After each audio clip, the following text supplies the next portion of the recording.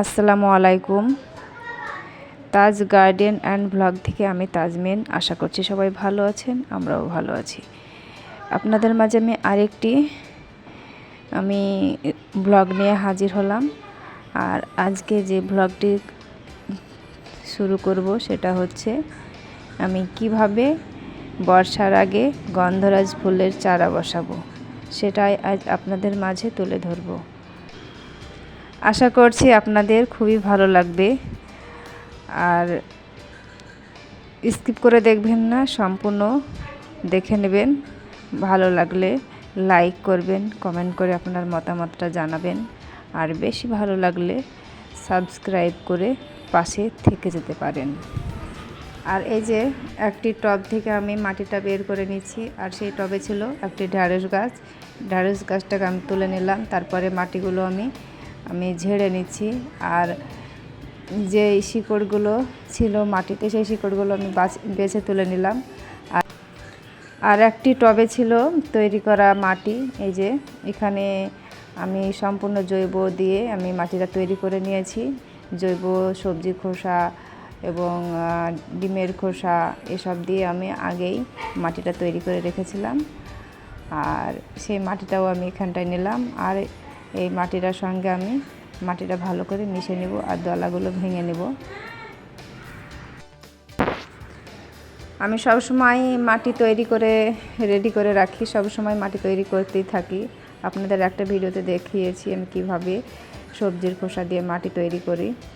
আর এই যে দেখুন, সম্পূর্ণ আমি মাটিগুলো মিশিয়ে নিচ্ছি 2 টবের মাটি মিলে।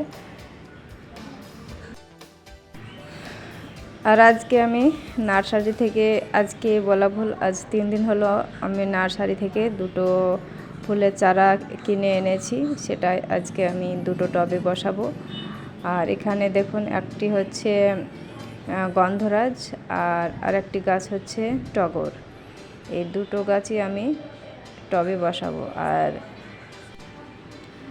আর এদিকে আমি যে বালতিতে একটি ছোট ছিদ্র ছিল, ছিদ্রের উপরে আমি একটি ছোট্ট ভাঙা পাথর দিলাম। তারপরেই আমি মাটিগুলো তুলে নিলাম। আর সেম একই কাজ করলাম। এই টবেও ছোট একটা ছিদ্র ছিল, সেই ছিদ্রের উপরে ছোট্ট একটি পাথর আমি দিলাম। তারপরে যে মাটি তুলে নিচ্ছি। আর আমি ছোট টবটা ব্যবহার করছি, কারণ গাছটা এখন খুবই ছোট তাই। আর গাছটি যাহা একটু বড় হবে আমি টবটা পাল্টিয়ে নেব। আমি অন্য বড় একটি টবে আমি গাছটি লাগিয়ে দেব। ফুল তো সবাই ভালোবাসেন। ফুল হচ্ছে পবিত্র জিনিস। আর এই ফুল বাড়িতে যদি কয়েকটা গাছ থাকে ফুলের, তাহলে তো বাড়ির পরিবেশটাই পাল্টে যায়। আর এদিকে দেখুন, আমি প্রথমে অল্প মাটি দিয়ে গাছটি বসিয়ে দিলাম। তারপরে গাছটা বসানোর পর আবারও মাটি দিয়ে আমি চেপে দিলাম। আর সেম একইভাবে এখানে এই যে প্লাস্টিকটাও কেটে নিতে হবে। প্লাস্টিকটা থাকলে গাছটি হবে না, মারাও যেতে পারে, আবার গাছটি বাড়বেও না, আবার মারাও যেতে পারে।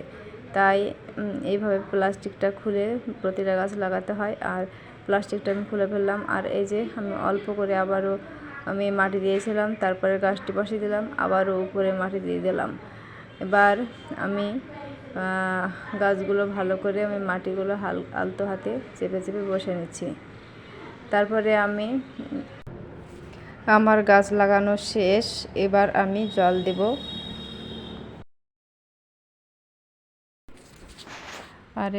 আর এদিকে আমি জল দিচ্ছি, জলটা বেশি করে দিতে হবে।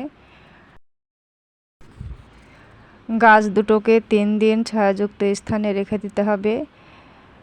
আর 3 দিন পর জলটা শুকিয়ে আসবে, তখন হালকা হালকা করে জল দিতে হবে। আর 6 ঘন্টা রৌদ্র লাগে সেই স্থানেই গাছ দুটো রেখে দিতে হবে। গন্ধরাজ ফুলের গাছ রৌদ্র খুবই পছন্দ করে। আজকের মতোই ভিডিওটি শেষ করলাম। আল্লাহ হাফেজ।